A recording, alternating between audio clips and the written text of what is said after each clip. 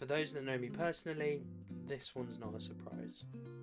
Welcome to Manuscript, the art history show that lets us talk about whatever we fancy, brought to you by our bookstore, Gotenoughbooks. So, music. Big thing, isn't it, really? Music. We had to start somewhere. Why not Cornwall with Richard D. James, aka Aphex Twin. Born in 1971 in Limerick, his family moved to the Cornish coast when he was super young, providing wide open landscapes, sea, and general Cornwall strangeness to his upbringing. For those not from the UK, Cornwall is a region covering the southwestern tip of England. It's a very proud place. Cornwall is so far away from major UK cities that it's kind of like its own country. You'll see almost every car stickered with the Cornish flag. You drive 30 minutes to the nearest Tesco. It's also super artistic as well, and there's lots of folklore around it as a place. St Ives, which is a small coastal town, has one of the only Tate galleries outside of London, and it's home to almost exclusively creatives and artists. It's well worth a visit if you're ever in the UK. All of this is to say, you kind of get why Aphex Twin as a project might have started here. An isolated, creative community that thrives on being isolated and creative. Richard would peruse the few Cornish record stores growing up, picking up everything he could on acid house, a genre developed in Chicago by artists such as Future. By the time he graduated college, he'd been experimenting and making tracks for a couple of years. He started DJing across Cornwall, booking a regular slot at the Bogey, I think that's how you say it, in Crantock. Never heard of either of these places. There he met Tom Middleton, who pushed Richard's music to Mark Darby, who ran a small label called Mighty Force. Richard was reluctant to join, but one night, when tripping on acid, agreed to release some music. I mean, best way to sign your first contract, I guess. His first EP, Analog Bubble Bath, dropped in 1991 and caught the attention of Kiss FM. Yeah, that one. Imagine Kiss playing Aphex Twin now. Across the next 2 years, Richard released more tracks under various guises and pseudonyms, including Caustic Window and AFX.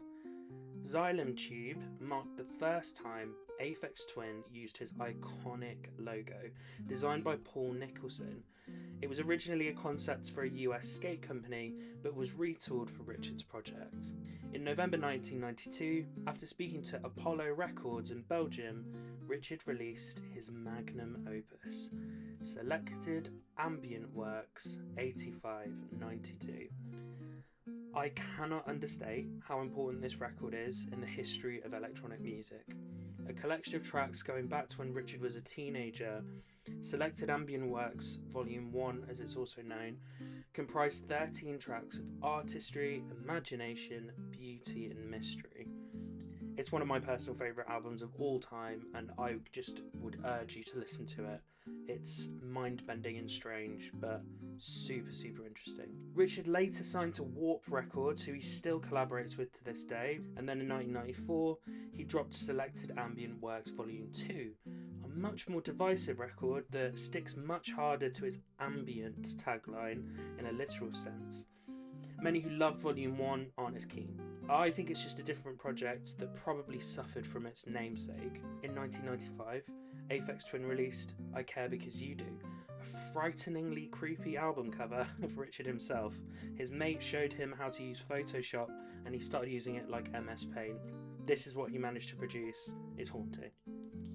After the handbrake turn to ambient stillness, this was a punchy, rhythmic, beat-driven record, over an hour of sonic grime. Keeping up with the creepy portrait thing, Aphex dropped Richard D. James' album.